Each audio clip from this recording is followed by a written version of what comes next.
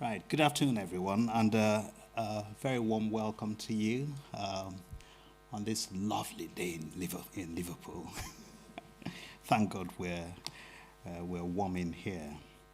It's really lovely to see so many people who've joined us for this breakout session on resilient services, a window to the future, and where next for collaboration in mental health and tackling the mental health care backlog. For those who don't know me, I'm Ifyo Kocha, Chief Executive of Oxley's NHS Foundation Trust in South London, and I'll be chairing this session. And other participants who are the panelists include Claire Murdoch, who is the Chief Exec of Central and Northwest London Foundation Trust, but also the National Director for Mental Health. Kelly Barker, who is the Chief Operating Officer for Bradford District Care NHS Foundation Trust, and Amy Worthington, who is our lead lived experience practitioner at Oxley's NHS Foundation Trust. Before we start, just a few housekeeping rules. So we really want this to be an interactive session, and so we'll be delighted to have questions and points of discussion from the audience. And if you want to ask a question, do kindly raise your hand and wait for a microphone. But we also have the Glisser platform, which you can use to submit your questions and instructions, as you can see on the screen. So really the purpose of this session is to try and address the question, what and how much more can provider collaboratives and collaboration more generally do to help us address the gap, the backlog. So we know that many people are waiting longer for care and treatment than they did before the pandemic. We're also seeing more acutely ill people and more complex cases. So when I think of my trust, before the pandemic, we often had 20, maybe 30% of people in our beds detained on sections. But now we have 75% of people, sometimes 80%, who are detained in hospital. And all of this is in spite of the significant progress we've made, with additional investments, thanks to Claire and colleagues, and also the expansion of services. So we need to ask the question today, how can we address this rising gap with the arrangements that we have in place? So my trust is part of the South London Partnership, which is a collaboration of three trusts, South West London and St. George's, South London and Maudsley, and we're, as the name suggests, in the south east of London. And we have been going for some 5 years, since 2017, but 3 years ago, we took over commissioning, specialist commissioning and provision of some specialist services, forensic mental health, adult eating disorders, and CAMS Tier 4. And a year later, we took over what the CCGs previously commissioned, which was complex care. And I think we've done a fantastic job, even if I say so myself, in terms of successes, bringing people back to their local areas, creating more community-based services, even decommissioning forensic beds, and creating 24/7 crisis teams for CAMS, and we're in the process now of creating more community-based rehabilitation services. But of course, since July, the South London Partnership now has to serve two provider collaboratives, the Southeast and the Southwest. And so the discussions have been about, how do we do this? How do we stay together and continue to do the good job that we have done for a good few years? And so our approach has been to make sure that where we think it makes sense, that the South London Partnership stays together to move the big issues, which currently for us include acute beds. And I don't think it's just a South London issue. I think it's a pan-London issue. And in fact, I would argue that it's something that most parts of England are experiencing currently. And so we're working together to see how we can address that. We're in the process of also taking over specialist commissioning for mother and baby units, but we want to not just do that, we also want to do all of perinatal, so we can have the responsibility for the entire pathway because we think it's the right thing. We're having conversations about all of CAMS and not just Tier 4. That's not going to be easy because, across South London we have 12 places and places where a lot of the power lies, particularly in Southeast London, because nothing happens without our place colleagues being involved. They want to be involved from the onset, and rightly so too. And I think that introduces another layer of complexity.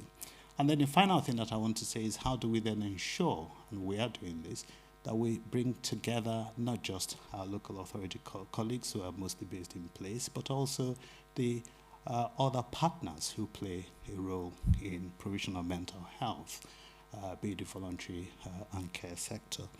A year ago, we started the South London Listens, which I think is doing well, which is more about how do we make sure that we mobilize communities to think about resilience, which is quite apt for why we're here today. So I'm going to invite my panelist colleagues to each give us 5 minutes brief on how they see the topic today, and then we'll invite questions and open up for discussions from panelists. So Claire. Lovely, thank you, and really great to be here, and thanks for that intro. So a few things really. I think provider collaboratives and that collaborative work are clearly the way to go. I think mental health has been a bit of a trailblazer, and learning disability and autism in this regard. We went early. Currently, we've got 48 mental health provider collaboratives across the country in operation now. Some went much sooner, some have gone live in the last few months, and a few more will go live over the next year or so. And of the 2.3 billion, just by way of example of the 2.3 billion SpecCom budget, 1.7 billion of that is now out in those provider hands. The idea obviously is that you put the money and the power where the patient or service users are, where the communities are, where the clinicians are, and that you enable them to see across a pathway. Everything from tertiary, and as you've said, I know the South London Partnership, for example, have brought many people back from forensic services out of area, and in fact step them down across a pathway such that you've done really interesting work with supported housing providers, with your local authorities, with other third sector charities, and of course above all with people with lived experience. So the whole idea is to put the money, the responsibility and the power as close to the patient or service user and your local communities as possible. We haven't sort of limited how many people can be part of a collaborative, and certainly third sector and independent sector can be part, but they must be NHS led.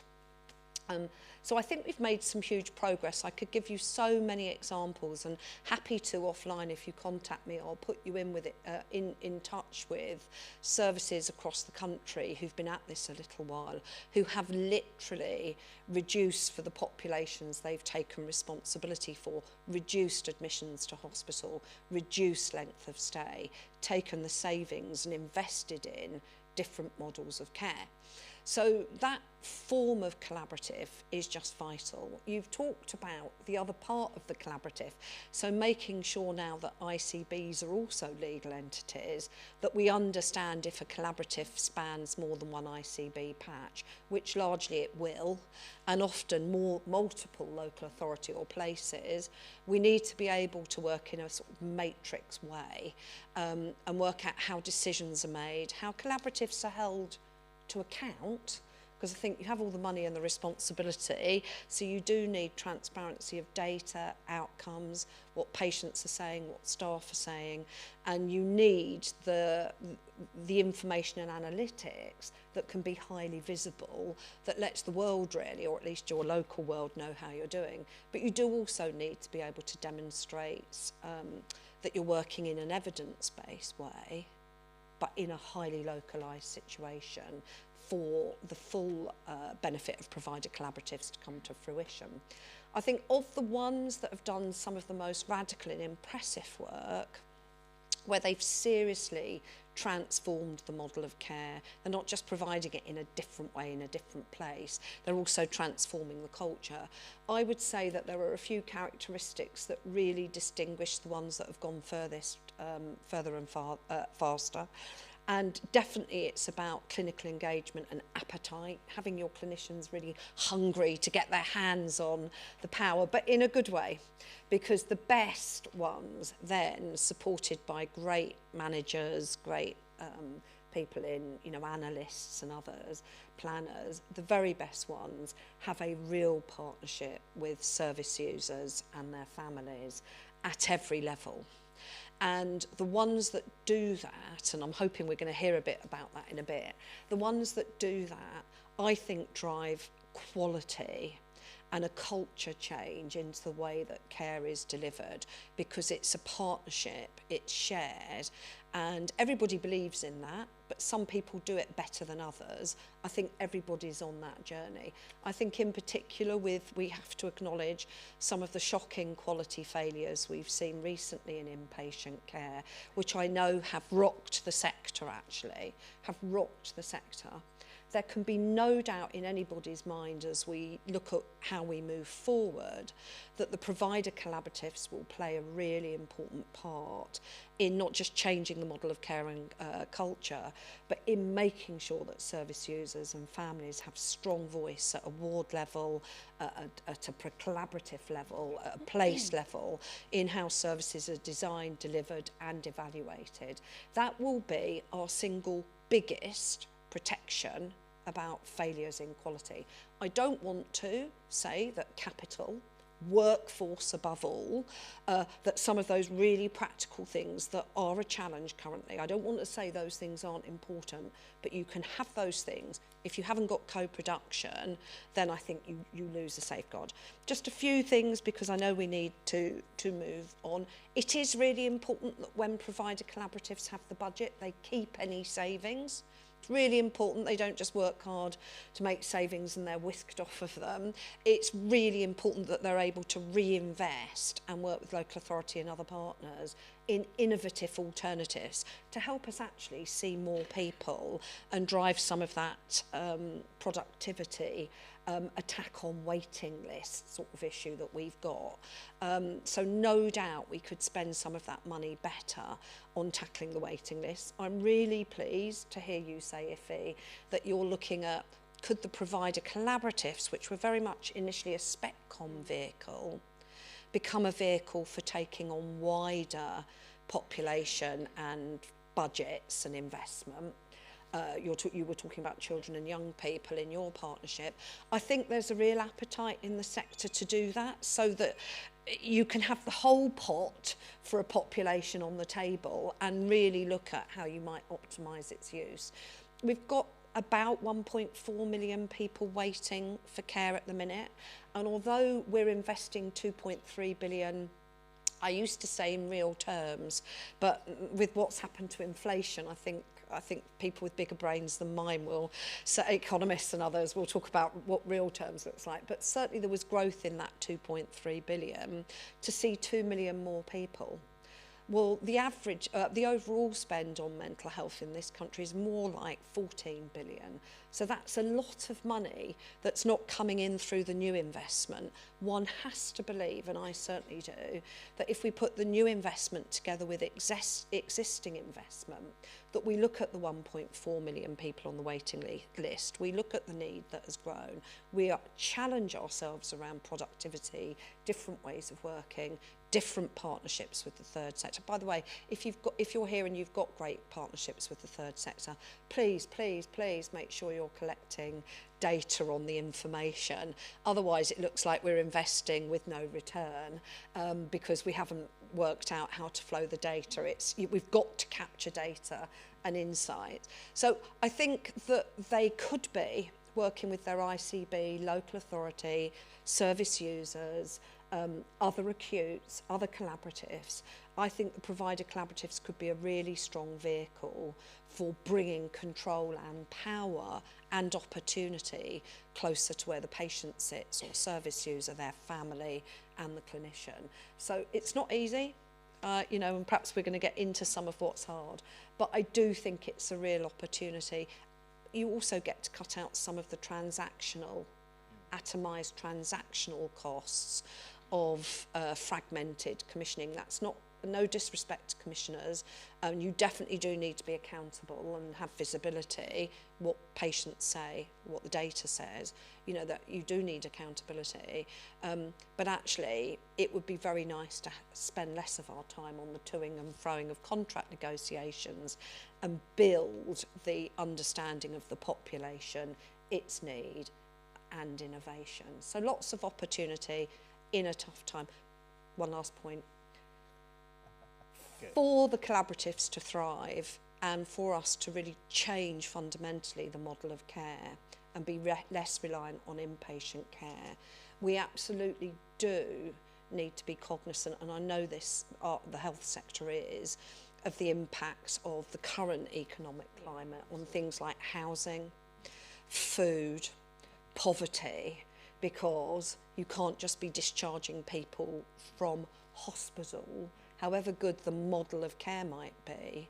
The model of care is just that. It's not all of life, and those other things are absolutely fundamental. So I did just want to make that point. Point well made. Thank you. Thank you. Thank you. Thank you. And again, echoing the points that we've heard already, it's a pleasure to be here, to be talking about new opportunities to work differently together. I think if colleagues were in the room for the first session that we heard from the Q&A panel, I think it absolutely echoes everything that I feel about where we're going in terms of transformation and change. And for provider collaboratives to work, what we've got to really believe is that we are shifting power, that we're truly thinking about outcomes for our people, our communities, and we're really focusing on inequalities. And I think all of the things that Claire and Ify have described are really central to everything that we're doing in West Yorkshire as part of our provider collaboratives. But not only just working in those formal provider collaboratives, but thinking of broader opportunities where we work collectively together. In Bradford, we're leading currently the West Yorkshire Assessment and Treatment Unit, and so that's not a formal provider collaborative, it's where we've thought, how do we reduce inequalities, how do we drive up quality standards for our often most disadvantaged groups, and work together to create a hub of innovation and delivering quality services across West Yorkshire, removing those organisational silos and boundaries and thinking collectively together. I think looking at things through that lens of inequality has got to be central when we're thinking about resilience and achieving a difference for people around backlog. When preparing for this, myself and Amy had a preliminary conversation with NHS providers, and I think both of us described it's really tough. Working in formal provider collaborative structures and making them work and actually seeing things delivered differently for people, it's tough. And we're just on a journey with that, and I think we'll probably get some questions about how do we actually get rid of some of those bureaucratic structures? How do we get rid of some of the governance that gets in the way of that's actually driving forward change and getting the money to people so that we're truly delivering outcomes? And I reflected on what's worked for us in Bradford and across West Yorkshire, and it's when we've really worked collaboratively with our partners at a really local level. Through COVID, we'd never done anything like it before. We stripped back all of those boundaries, we stripped back all of our organisational protectiveness and primacy of place, and we really spoke to our communities about what they needed, and we reached out to voluntary care services, we reached out actually to the people and got them to tell us what we needed to do differently, and we set stuff up, and it's made such a huge difference. And I think if we take those real grassroots principles of what it means to work with communities and put them into that formal provider collaborative structure and just allow ourselves to get rid of some of that formality, I think we will achieve all the things that Claire and Ify have just described, but on a much bigger scale. And it's a pleasure to have people in the exhibition hall. So we've got colleagues from Bradford who are showcasing something that we set up in partnership with our communities to really tackle inequalities and experiences of where people with severe mental health problems don't get access to the right support, be that around their physical health or housing. We set out on one journey, but it changed because we listened to feedback. We listened to the outcomes that people were experiencing. And again, I think just echoing all of the points from the first panel about we need to shift power, We need to get rid of protectionism over our budgets. We need to listen to the people and co-produce. Most importantly, harness our teams, our workforce. They'll give us the answers to the problems, use quality improvement to drive that forward, and really shift that power to our people. Thank you, Kelly. Amy. Hello. Hi, I'm Amy Rottingham. Nice to be here.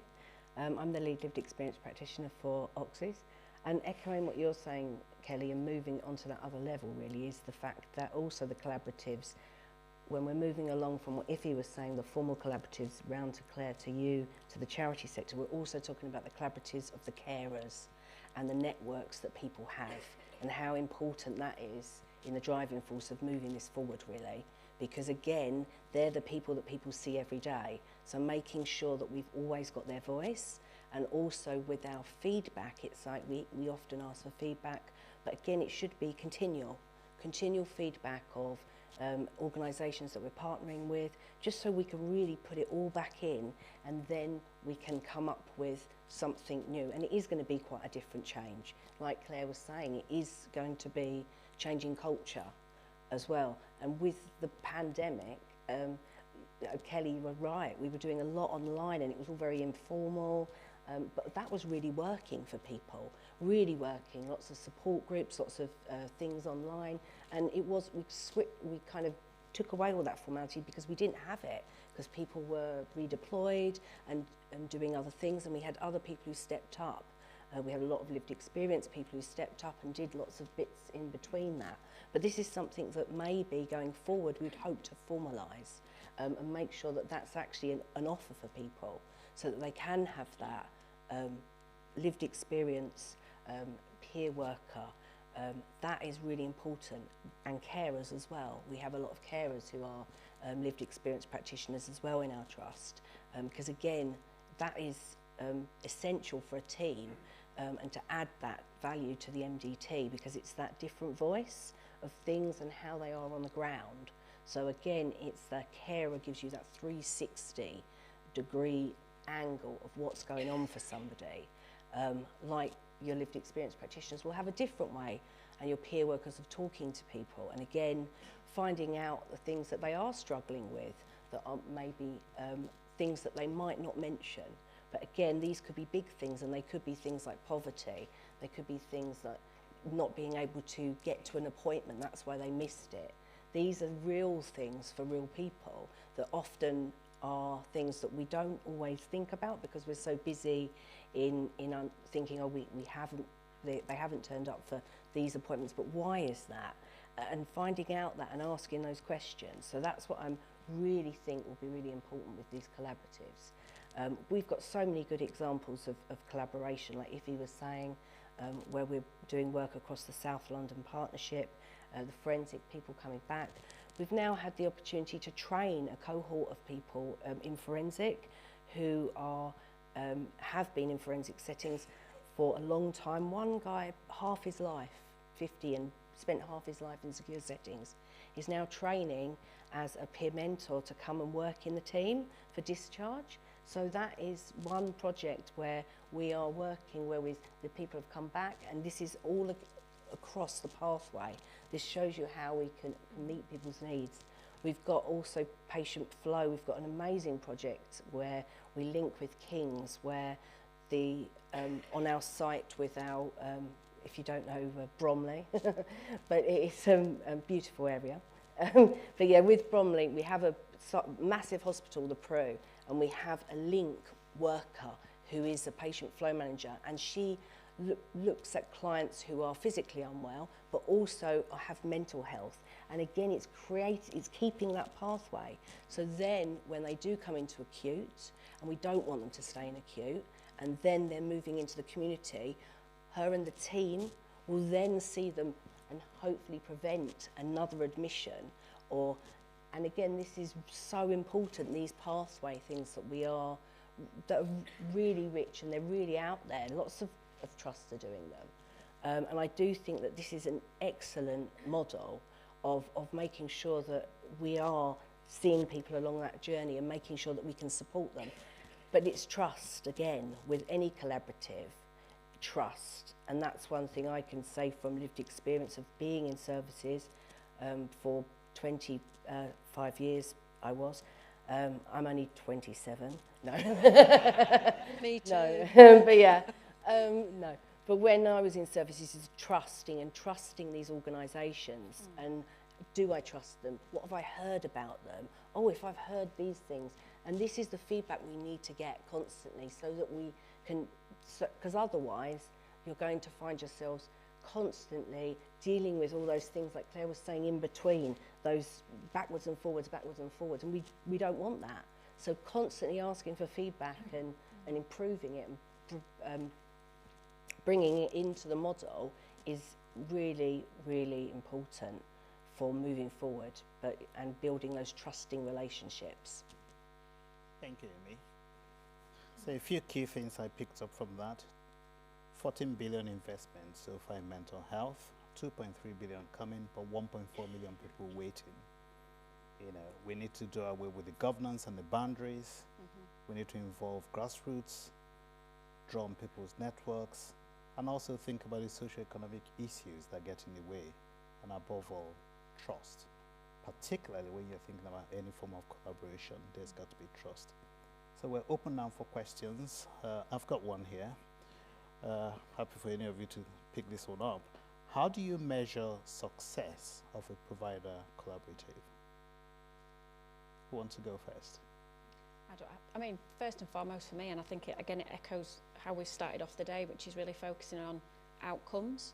And I think any provider collaborative, its success will be based on a shared purpose. So right at the outset of any collaboration, we've got to understand what is it that we're all trying to achieve? Do we all agree? Are we all signed up?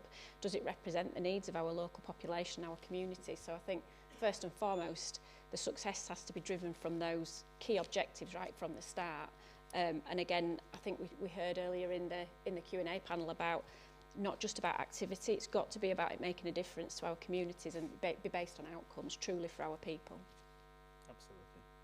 Claire, did you want to add to that? No, I would just agree with that. I mean, yes, we do want to see collaboratives shifting the model of care such that we're doing more to prevent admission. We, you know, because mental health for so many decades was underinvested in the community, we are putting the 2.3 billion in to tackle some of that gap. And we've made some extraordinary advances actually, which, you know, when I began in the national role, something like 14% of the country had specialist perinatal services. Now 100% of the country do. You know, a tiny number of acute hospitals had site liaison services. Now virtually all of the big ones do. You know, I could list it. We've got 24/7 crisis lines. Now all of the things that we've done need more work, more development, no doubt about it. We're just currently flowing the 900 million into the community transformation and services there. But what we want is to take the money we spend on beds wherever we can and spend it differently. So we do look for changes in model of care, shortening length of stay, those sorts of measurable things. But if you're not then getting the outcomes, if you're not looking at outcomes for young black men, for example, if they're overrepresented in the forensic sector and you've taken on that pot in a collaborative, then you're not doing well. I mean, one of the things that the collaborative should allow as well is work with very small charities, as well, local charities, as well as the amazing big ones that we have, because it does enable you to, I don't know, work with the Somali Women's Group charity, or, you know, so but it really is about changing the model of care and having outcomes that demonstrate high levels of satisfaction and sort of, you know, reducing relapse, for example. I would put in there things like tenancies, secured tenancies, reducing the amount of time, you know. So I think you're right that collaboratives need to set their own, but we at ICBs and other partners need to really delve into what does success look like here in this place. And be accountable for it all the way up to regions and national if needed. So we've got a few other questions that have come in.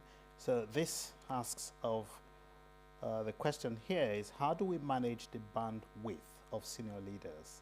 They call on their time, you know, there is stuff they need to do within the organizations, in communities. I've talked about place, and then at the ICB and ICS. You know, how do you effectively lead in the current climate?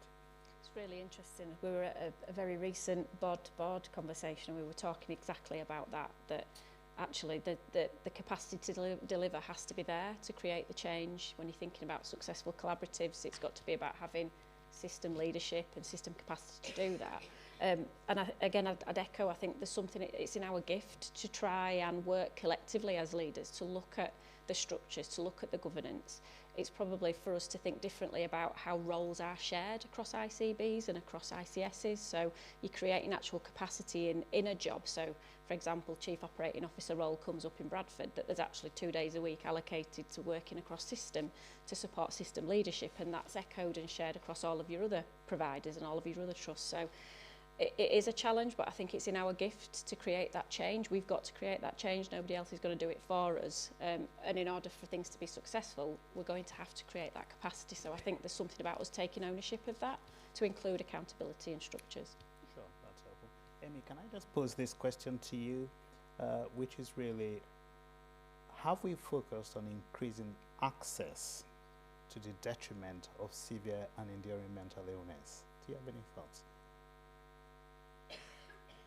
I think we have made steps, but again, I do think we've still got a pathway to go really and travel on that one. Again, there is still stigma around mental health long-term conditions, and this affects people hugely about accessing services, and people who often feel that they all they are is their diagnostic in mental health, and they have a reliance on services which sometimes isn't really very healthy for them or us, again, because we can't meet their expectations. And again, it's about looking at ways to help people to manage long-term conditions and work with different partner organisations, but also with the fact that we need to think about giving people opportunities.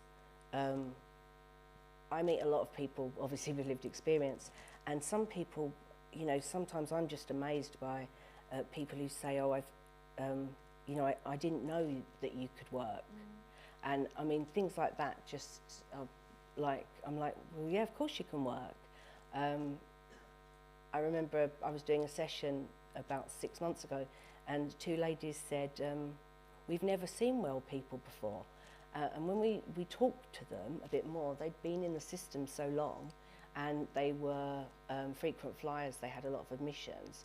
And me and my colleague, we were quite, you know, it was quite emotional really, but we were very much like, actually probably they haven't, because again, they're in acute services all the time, and they hadn't met people who'd actually come out the other side. So again, this was like the expectations of what they thought they could do, or things they could be involved in. This is why this collaboration with getting people involved. Please tell us, you know, you've been in services a long time. Please tell us, what can we do for you? Is there any opportunities you'd like? This is, you know, maybe a small cohort of people, but again, these are like, it isn't something that long-term mental health conditions are not things that you, that's all you are. You are other things, and it's about giving people that voice and also giving them opportunities to work, because they can work.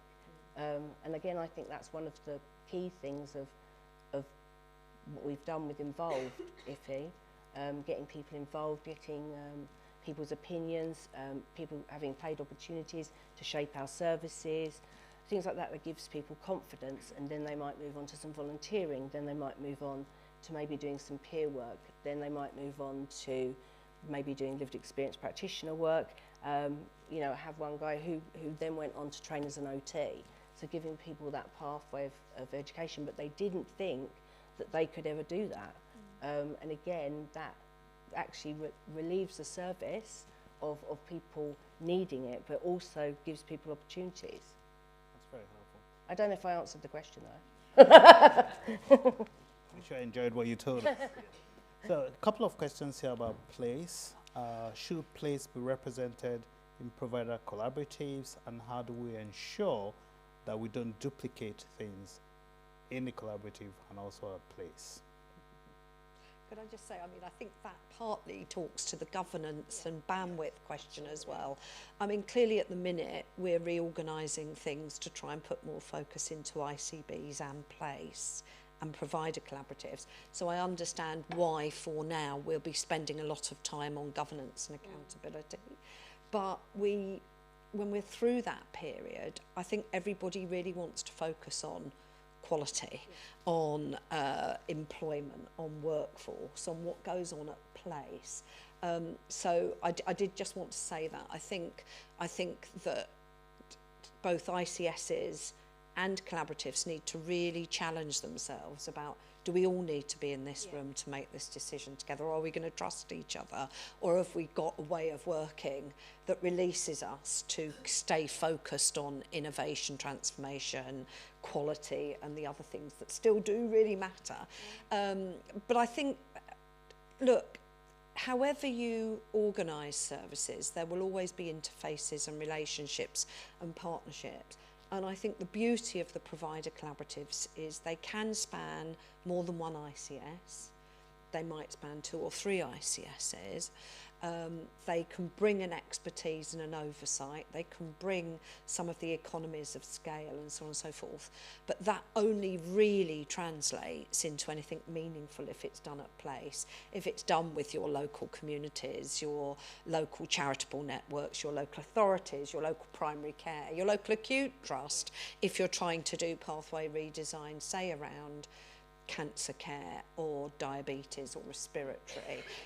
So I think it is just the job to do things both across, looking at the evidence base and so on and so forth, and then deeply locally. If I might just give one last example, if I think about the mental health support teams in schools that we're rolling out at the minute, honestly, it's one of the most potentially exciting things literally in the world. I think we're the only country doing it, around youth mental health and trying to change the demand curve over time. We'll be at 40% of that by the end of next year coverage. You know, my own view is this is a country that needs 100% coverage. We've got a national model. We've trained 2,000 therapists in a new curriculum. We're training more. We've got the pipeline. It's pretty incredible. But unless those teams are operating in their local school with their local parents and their local primary care and designing things in that way, then we'll have missed a trick. So I just think it is the job of senior leaders to understand national right through to local how that looks, and it's hard. And if in doubt, then we love to restructure or something like, no, work on those local relationships. No more restructuring. I would say so. You know, do those, that's where the liquid gold sits from, if you like, national through to local, except for I'd turn that right on its head and say local through to national. How do we sit in support of that work locally? A few more questions about how do we ensure we engage primary care in all of this? You know, be it the really advanced provider collaboratives or the emerging provider collaboratives, is primary care on board? And I think he speaks to that point about place, right? You know, yeah. Anyone? Yeah, again, I think community mental health transformation is a really good example of where we're really engaging with primary care to be part of the solution and to be part of the answer to ensuring that we improve access, but at the same time keep services as close to the person in their local community. It's hard, and I think it's the same in every conversation we're having about engaging different elements of the sector and the place. But again, it's our job as leaders to be active and proactive in helping primary care see that they are and need to be around the table in finding the solutions. And I think it's a continual job. It's what we have to do. And I think there's something about getting them on board to share the successes, because once you start to share success and see success, people want to get on board. And I think we've got great examples of where we're doing that. Again, and I think we've got a real opportunity through community mental health transformation to show those opportunities of success, and then you will see them coming on board with lots of other things. And may I just really quickly say, because I'd love to hear what you say, just a couple of things on that. Firstly, we know that the premature mortality gap is shocking, 15 to 20 years. People don't just wake up one day and die, right? Well, I suppose they do, actually, ultimately. I suppose we all do. But before people just wake up one day and die, in most cases, they've had years being in primary care, maybe in the acutes, maybe in mental health services. And we've got so many opportunities to change the physical health outcomes of people. And you have to do that with primary care. And the second thing I just wanted to say is going back a little bit to earlier about have we valued access over people with serious mental illness. I mean, I don't think we are doing. If you look at the 2.3 billion now, 900 million of that is in the community transformation space, which is specifically designed for people with serious mental illness or mental health problems, whether that's really severe adult eating disorders, people labelled with personality disorders, psychosis, bipolar. The whole idea of that, you know, huge slug of investment is that it does support people with serious mental illness or serious mental health problems, but on a journey that's much more recovery and whole life focused. And primary care have to be part of that, whether that's better physical health care or being part of the anchor of people's normal lives, as it were, beyond diagnosis. We've all got GPs, right? Yeah. So I think it's critical that we do involve them. Sorry, I wanted to say those things. I agree, Claire. It is so important, and also it's about sharing the learning, isn't it, constantly? So again, obviously with the community transformations, it's absolutely amazing what's been going on with the community transformations, but it's early days. People have got to build up the trust. People have got to, we've got to have some qualitative feedback as well of how is that working with our carers and families and between the different connecting agencies that are involved. But it is going to take a while for that to embed. But as long as there's no more restructure, again, that does help, because I know it's something that can't be helped. But again, that creates pockets, silos when we restructure, because again, it's building the trust has to be built back up to the service, and then people might end up in acute, and this is what happens. And some people are, you know, they think that acute is their only option. And again, that's what they're going for. They want an acute admission.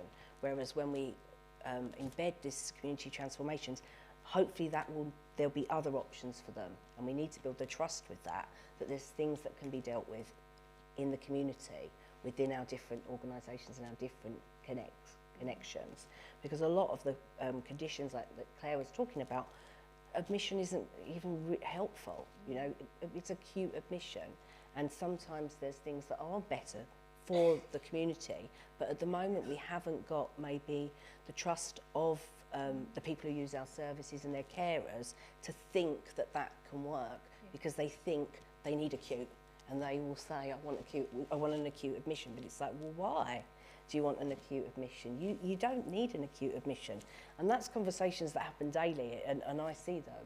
But again, it's the fact that you have to change people's expectations as well, and be able to meet their expectations, and be clear that we are a service, and we have a service to deliver, and this is what we deliver for you within this service, as opposed to people thinking that maybe that they need something that they don't need. But that's going to take a while for people to trust, and their families, carers to trust, because sometimes people think it's safer, and that's the thing. But it's all new ground, so you know, I do think it will get there. So a couple of interesting questions here. One that asks, how do you navigate the tricky governance issue where a lead provider in a collaborative is accused of serious failings? And I also want to tie that up with another question that asks, how do you ensure that collaboratives are resilient with changes in leadership, etc.? if I can start with the last one, just give my own experience. So we've talked about 3 trusts in South London in a partnership that has gone on for 5 years, and I can tell you that all 3 of them have had a change of chief execs in the 5 years. We've certainly had 3 changes in the 5 years. But one of the things that has kept us together is the involvement of clinicians, involvement of service users, and that clarity of vision about what it is we want to do. And so everyone who's come into the role has just taken up the mantle and has just carried on, because we cannot allow the changes in systems, the changes in funding and policy and all of them to move us away. For this to succeed, to my mind, we really need to be intentional, and we need to pursue this and think about it in longer term. And I know some of the questions that have been asked about, how we're going to move from the current governance arrangements to outcomes. For some, it's early days. For others, it's about stepping up a gear. But in time, if we pursue this and really stay with it, I feel fairly confident that we'll realize the benefits. But I don't know if my other panelists have something to add. I do think as we more formally at NHS England and across partnerships review our sort of service oversight framework, our soft framework, it needs to expand to include evaluations of provider collaboratives as well, about the what if. So I think there's a piece of work that's being done there that we will hopefully be able to publish soon. But in addition to that, I couldn't agree with you more that although you need a lead provider, and it needs to be an NHS provider for, I hope, obvious reasons, actually a key task of successful collaboratives is to build depth and resilience, and invariably there'll be other big NHS providers and other third sector and other providers who can sort of pick up and maintain quality.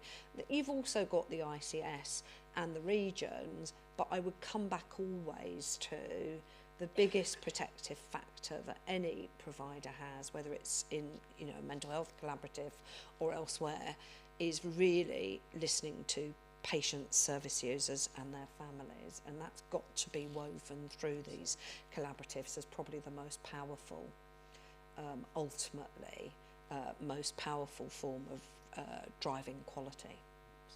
Any thoughts on that question about if the lead provider?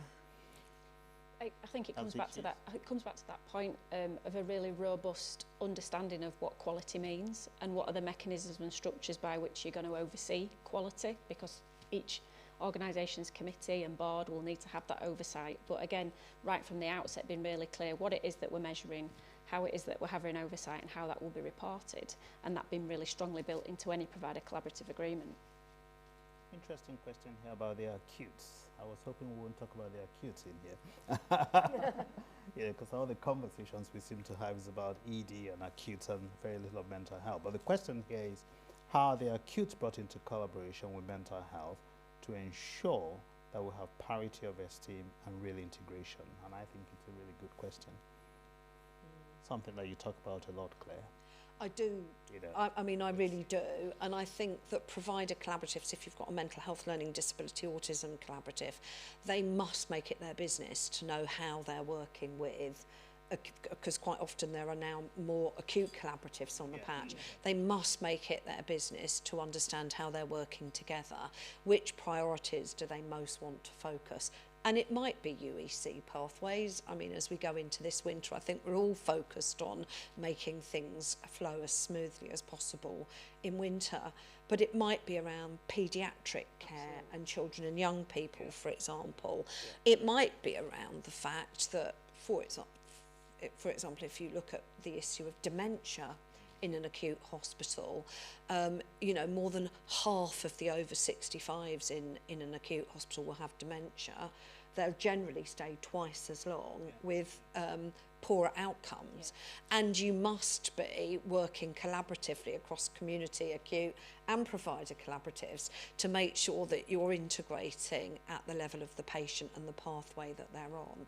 So I think there are lots of exciting collaborations already in train actually, and some really good examples of where people are doing some great work. So I do think that we've got to become more and more expert, and this is where we need the technology, the data, and the pathway design, that we all get more expert at not just existing in our organisational collaboratives, but being much more fluid about how we line up the clinical inputs and support around individuals, and in fact including personalised budgets and other things supporting all of that. But I think there are some great examples, and our acute colleagues are doing some really interesting work in different places as well around mental health, learning disability, autism.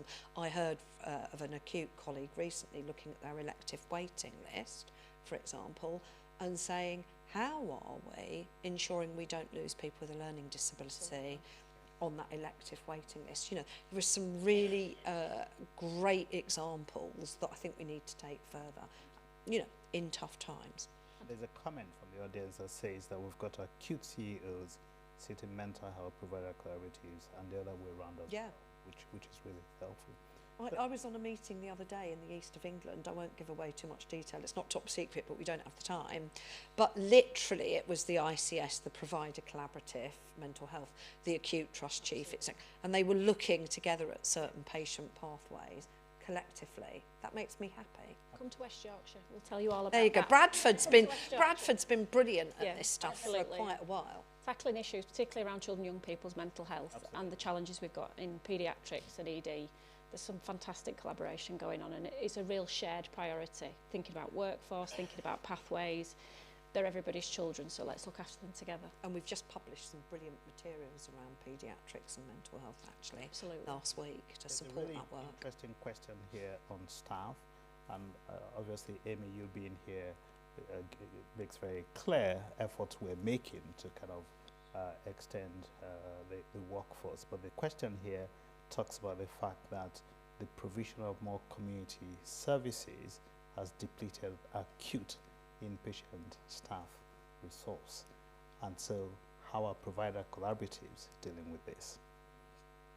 I think it's a really good question. Who wants to speak? It's great. Well, it's almost, sorry, and I would love to get Amy's view, but I mean, yes, we've decided to expand the provision of mental health services, and we've done that because we want to reduce the waiting lists, improve access, transform services, and that does mean you've got to have a workforce plan alongside it to support it. Now, we've had some good successes in mental health. We've grown the children and young people's workforce by 40% in the last 3 or 4 years. That's amazing. We've seen huge growth in the peer support worker workforce. We've introduced some new roles. I talked about the 2,000 therapists, mental health support team therapists earlier. We're doing much more in the space of earn and learn over the course of a year, where we're bringing in either people who want to change their jobs, perhaps more mature and experienced, or graduates who want to come in, and we're bringing them into earn and learn roles where we're training them on the job. So I think huge innovation in the workforce space in mental health, partly as a result of, I think we've seen something like 16, 17% growth, no, 19% growth in the workforce overall, but as I say, 40% in children and young people, new roles, apprenticeships. The question isn't, are we a good anchor institution? Are we an anchor institution? Of course we are. We should be pulling our workforce from our local communities. The question is, are we a good one? And who are we bringing in? And what are we doing around lived experience? But, of course, we do need a visible pipeline of training qualified nurses, psychiatrists and others, and we need to be assured that that's adequate to meet the needs of the patient group as we expand the offering, and we need to work on retention. We need to make our jobs joyful, meaningful, well supported, and not burn people out. We all know that. I hear everybody saying that. Easier said than done, but we have to focus on not losing our talent as well. And there is a question here, and I really want us to touch on this, and the question is about the role of provider collaboratives in social prescribing and social housing. I think it's vital. So thinking about some of the work we've done in West Yorkshire around complex rehab, not part of a formal provider collaborative, but certainly informed by the work that we've done. And the answer to those really difficult questions about people being supported and relocated away from long-term care in an inpatient environment, we know that access to adequate housing, the right type of support in community is key to that working, so they've got to be around the table as part of that work. It can't be a separate conversation, it can't be a completely passing it over to other providers to do. They have to be around the table to be part of the solution. And again, it goes back to the conversation from the first session. You've got to have a sum of its parts, and be that about socio-economic growth, be it about housing, be it about access to food, access to benefits. They're the answers to support people living better lives in our community, so they've got to be around the table to support. We do have to think about, with the housing as well, about where we're placing people. Because again, you often have a situation where people might be placed in a place and lots of people happen to have mental health, drug issues around that area, and then we'll have people who can't move on because they're stuck in these kind of places. And it's about having these discussions with our partners in housing associations that we're linked with, especially part of this community transformation, and we've had some hospital to home which was a service. We had a housing collaborator, but it's also them being aware of that as well, about where you're placing people, because they will end up back in or worse, and these are things about where are we housing people, and what are they going to be open up to, where they're going to be living. It could actually be something that makes the mental health more severe, and actually takes them back notches from where they're housed. So again, it's looking at all of that and bringing in all of the collaboration, and also involving the police. Sometimes we have really excellent relationships with the Met Police as well, and about understanding what people's actual situation is on the ground when they get back to their home, which isn't always a home, and that's something we need to look at as well. So I think this is a very direct question. I suspect someone who put this in here internally for you, Claire, which is, will mental health services get 500 million discharge funding when it comes through? Well, so, right, we had 500 million last year, actually specifically for mental health discharge. And I have to say, providers across the country used it really innovatively and worked with our other big charitable sector and housing providers to look at what that looks like. Obviously, this year's been a different year economically for the NHS, but the letter that came out from Amanda and others 3 or 4 weeks ago on winter said quite clearly that the 500 million discharge funding was for the acute and the mental health sectors. It was there in black and white. So when that money is out in the systems, absolutely those systems must look at mental health as well. So we do know there's a gentle creeping up of length of stay. We do know there are people in hospital who don't need to be there anymore. That hideous phrase, detox, medically optimal, And just as we've all become really aware in the NHS about frail older people decompensating if they're in hospital for longer than they need to be, so too does that happen to people with mental health problems or a learning disability. It's no place to be in hospital any longer than you need to be, and absolutely we will be looking, the steer was clear from the centre, we will be looking for that 500 million when it's out in the system to be for mental health as well. Thursday or? Well, let's just say we are waiting for it. But, I would say to everyone here who works in systems, I suppose that will be all of you, or virtually all of you, that money is for mental health as well. And we have to keep flow going through the beds to make the system, the UEC system, work for winter. But much more importantly than that, hospital's a bad place to be any longer than you need to be. And people have a right to expect to be discharged. So yes, it's for men. You've set me off now, look at that. The blood is pulsing. So you heard it here first, right? No, it was in the letter that came out from NHS England. We said it.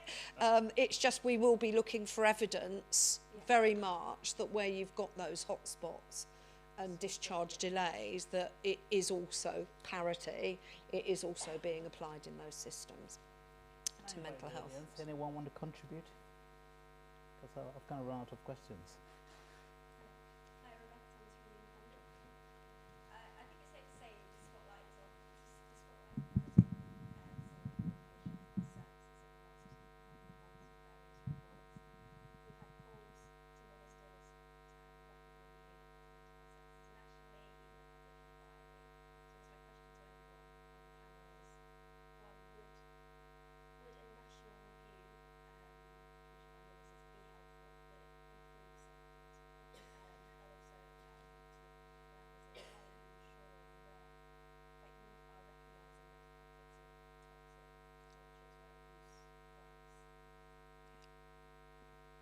I mean, I'm happy to start. I think everybody who works is a healthcare professional, everybody was shocked by the things that we saw, and I think it's fair to say we had calls to arms to make sure that we were reviewing our usual processes around oversight and support, to assure ourselves around quality, that we were really clear that we had avenues for people to be open and transparent where they felt that services weren't providing the care that they were.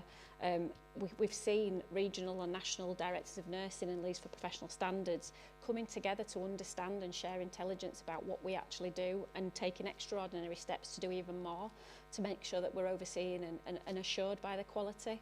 In terms of would a national review help, I think what we have to listen to are the leaders in our organisations within providers to tell us what they're seeing in their services, to be clear and be transparent, to keep those open lines of communication.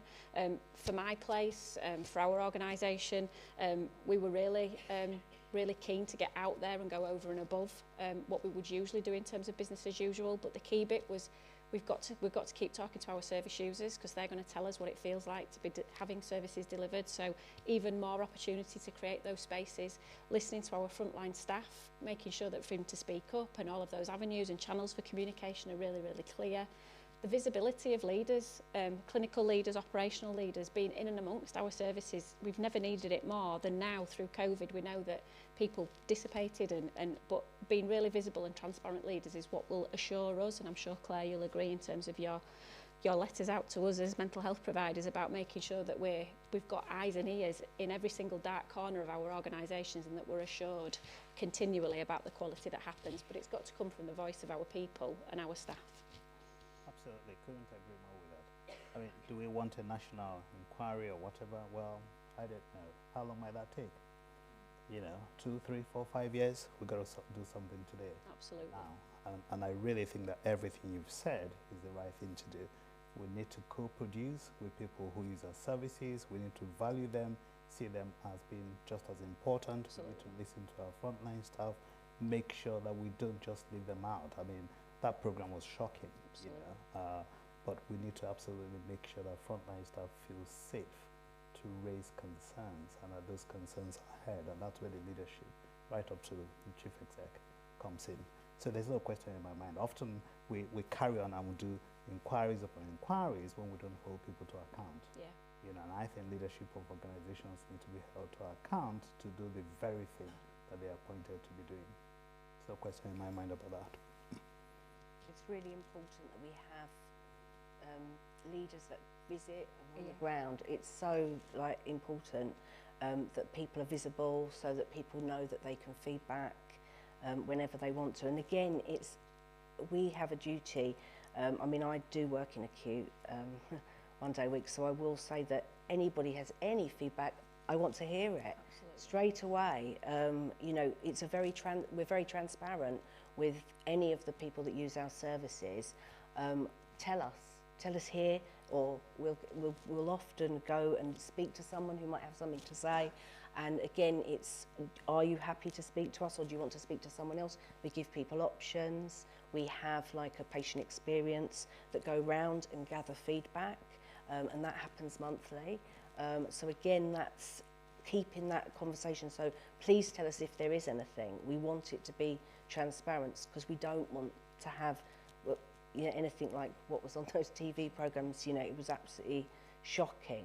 But again, it's really important to have all that involvement with the carers, if they hear anything, but these things, this is why it's just to have that culture of transparency, really, that if you've got anything to bring up, here we are, bring it up. Here's the PALS leaflet, please phone them. Nurses will give someone a phone. We're completely transparent, and I think that's a really good culture to have. It's a culture of safety, Yeah, it's a culture of learning, it's a culture of people being open and transparent, and that's all of the time. It's not just when we see horrible things happening and things in the media. It's a continual culture of learning and support and safety that I think all of us here as leaders, absolutely, we're accountable for, and making sure that there's every opportunity for people to raise concerns or to talk about their experiences, whoever they may be and wherever they may be sitting in services. Yeah, and I think we've got this £36 million quality improvement and safety improvement opportunity nationally, and we're working with partners to look at what would add the most value. But it's really important that that money, the effort, the resource, the energy and the focus supports these things, because there is no substitute for them. So you can absolutely look at how you test and understand, and I was meeting with CQC colleagues yesterday who are looking again at their culture of care and how they know and how their inspections look, but there can be no substitute for what happens every day. Absolutely. The culture you build, but how that's supported by practice in all of the ways you have said. And the most potent thing of all is making sure that people, often if you've been admitted to a mental health inpatient unit, your self-esteem is low. Maybe you have lost a sense of what your rights are, how life should treat you. I think we saw some of that in that hideous undercover stuff. So making sure you've got people going in with lived experience, peer support workers, advocates, that you are listening to your healthcare assistants who spend 90% of their time in patient-facing situations, more than perhaps the ward manager does. Making sure your ward managers do work of a night and of the weekend. I've been a bit shocked to hear that we've moved with Agenda for Change. Quite often ward managers are Monday to Friday people. I'm seeing a few smiles and nods. No. Actually, as well, it gives you a recruitment problem, because people don't want to move from a band 6 where they're doing unsocial hours to a band 7 where they're getting Monday to Friday payments or whatever. So, I mean, I think we do need our most senior folk across the 7-day period. Unannounced visits at 2 in the morning, why not? I was thrilled. I visited an inpatient unit just the other day, and I was talking to some of the peer support worker staff, and they were really clear that it's not enough to just do that and have the lanyard and only rely on your lived experience. They had a job to do, which was all of the stuff you were saying. And so I think when we look at organisations and ourselves at the front line and in collaboratives, we've got to ask ourselves, do we visit often? Absolutely. Do we know that the culture we set at board is in place every day? Who have we heard from? Yeah. I don't know if it's still the case, I suspect it is, but certainly when a colleague of mine did their PhD and looked at all of the research, the people who most often signal abuse are patients, healthcare assistants and students. Yeah. Are you listening to your students? Are you... and I think there are some deeply practical things that you can do, and you've listed lots of them. I think it needs action right now. It does. Yeah, it does. And I mean, as the lead lived experience practitioner within my trust, I make sure that I do sit on patient safety across, and I also sit on some national projects as well, because it is absolutely important to have a lived experience voice there. And that is really important, that people feel if they did want to speak, they can come and speak to me or one of my colleagues, because again, we're all working for our patients and carers. We want them to have the best care possible. Fantastic. So I have run out of questions here. Any final words before we end?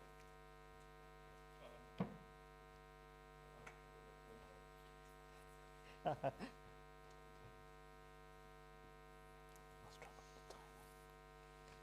yeah.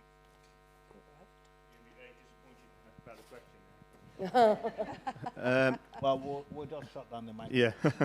Just shut Yeah. down the microphone. I thought somebody was True jumping power. ahead. I'm just very interested in how you think there's more effective working across partners external to the NHS in terms of statutory partners, and I'm particularly interested in around the police, how you feel you can work more effectively with organisations like the police. I mean, there are some wonderful examples, aren't there, of working effectively with the police, whether that's street triage, Absolutely. whether that's looking at people who you think are particularly vulnerable to abuse in the community. Maybe, I mean, you know, caught in a crack house or something, or people who are being exploited. So I think that there are wonderful examples of working with the police, and we need to make sure that nationally we're spreading examples of that good practice. I mean, I do think the police will deal with people who've got mental health problems. Everybody will, because guess what? That, you know, that could be any one of us, 1 in 4 of us will. So I mean, making sure we do some training together, that we support our police colleagues, but that we also agree what the programmes of work are that will add most value to the populations that we serve. I think they're vital partners, as are education, you know, as are social care, as are our charities. I think, but the police definitely have an important role to play. Just to say thank you. I think we're out. I think we are. You know, but just to thank all participants, thanks again to my colleagues, the panelists, and I hope you enjoy the rest of the conference. Thank you all for coming. Thank you. Thank you.